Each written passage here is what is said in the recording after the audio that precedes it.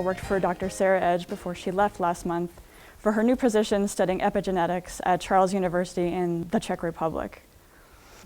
My presentation today is of two projects that did receive funding, one using sponges and the other using coral larvae.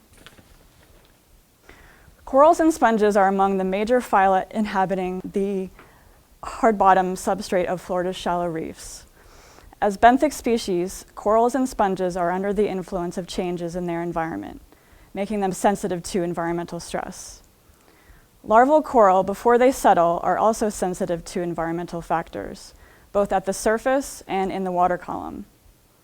Settlement of larvae on the reef, and thus the overall source of future recruitment of corals on reefs, are affected by environmental factors. The goals of these studies has been to identify biomarkers and profile gene expression to characterize and monitor sensitivities of coral and sponges to environmental change. Every organism is driven by its DNA code found in every cell. A stressful event, so imagine an oil spill with a dispersant applied afterwards, or an excessive freshwater runoff following a canal release, may cause genes to be expressed. Over time, mRNA is transcribed and then translated into proteins, and more proteins, which can act alone or in pathways to produce metabolites. By the time proteins and metabolites are produced, the organism may start to visibly display signs of stress, such as bleaching or death. Our goal is to measure gene expression and protein expression so that we can detect responses to environmental stimuli before stress or death occurs. This allows for early mitigation, potentially removing the stress. We have designed a stress-focused microarray with genes from hard corals in their symbiotic zooxanthellae. We have hand-picked genes to put on the microarray that encode for specific proteins involved in metabolic pathways turned on by toxicants such as oil and dispersant. Other genes encode for proteins involved in aerobic metabolism, symbiosis, and reproduction, for example. mRNA is extracted from the organism, fluorescently labeled, and hybridized to this microarray. Wherever there is a spot lit up, we know the gene is turned on in the organism. Where there is not a spot, that gene is either not present in the organism or it has not been expressed. Sponges were collected off of Fort Lauderdale with Dr. Sara Edge, myself, Dr. Joe Lopez, and his students in an NSU vessel in May of 2012. 6 colonies of Iolacroea crassa were collected. After collections, sponges were transported to the Harbor Branch Aquaculture Facility and placed in aerated raceways with filtered seawater at 32 parts per thousand. 72 fragments were cut into equal size, acclimated for 24 hours, and then moved to 10-gallon tanks where exposures started. Experimental treatments were replicated 3 times. Weathered crude oil, which was collected in 2010 from near the Deepwater Horizon well site, was applied at 100 parts per million. Corexit 9500A dispersant was applied at 10 parts per million in the recommended dispersant to oil ratio.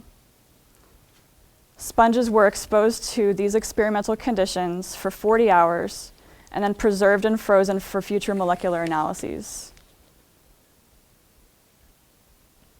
Specific results and significantly expressed genes and functional groups are still being analyzed by Dr. Edge and myself, but these are example microarray images for each treatment group. If you look at the pattern of dots in each group, you'll notice that they do look similar between the groups. But if you zoom in to an area like in this circled area, you can see that there are subtle differences in some of the spots. So our software looks at the intensity of each spot and compares them relative to each other. An interesting result of this project has been that we have successfully cross-hybridized mRNA from sponge tissue onto our microarray, which has hard coral and symbiotic zooxanthellae genes. This allows us to conclude that some of the genes on our coral microarray are conserved across phyla. Sponge mRNA samples have also been sent off for transcriptome assembly with next-generation sequencing technology to identify novel transcripts from these experiments that might not be on our microarray. The company has successfully finished processing our samples, and the last we heard, they are moving on to the sequencing.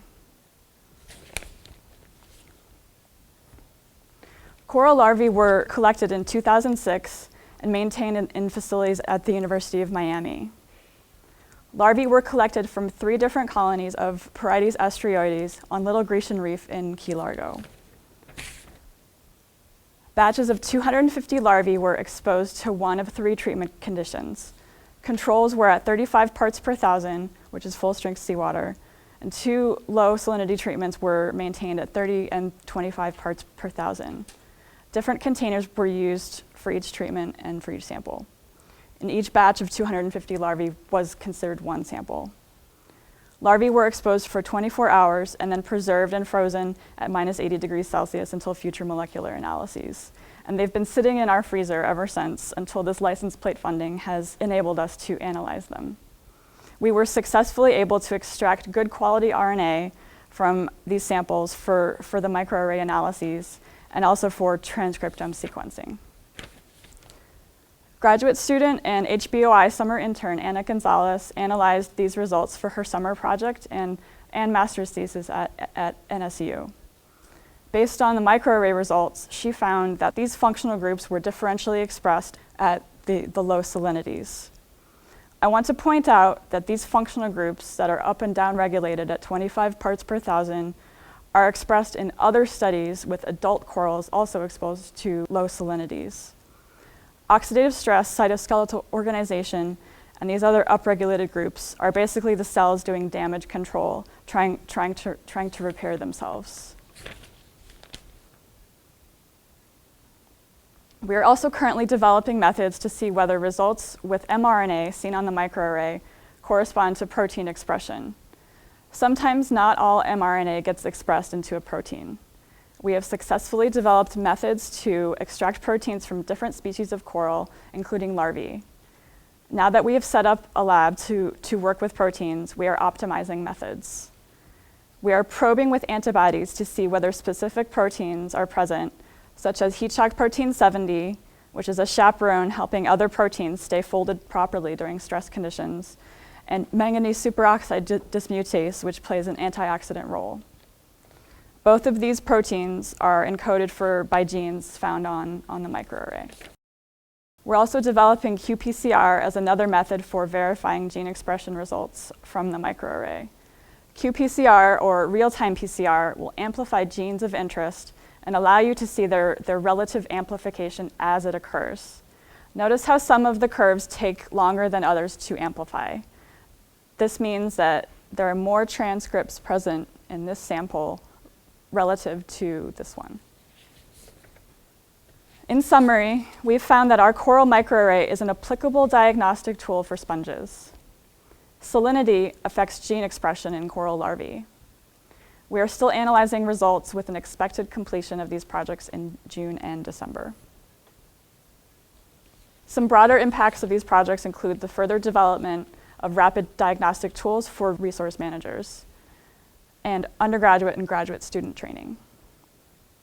There are many people and additional sources of funding that have contributed to these projects. I would like to thank some of the students in our lab, in particular Thomas Camacho and Anna Gonzalez.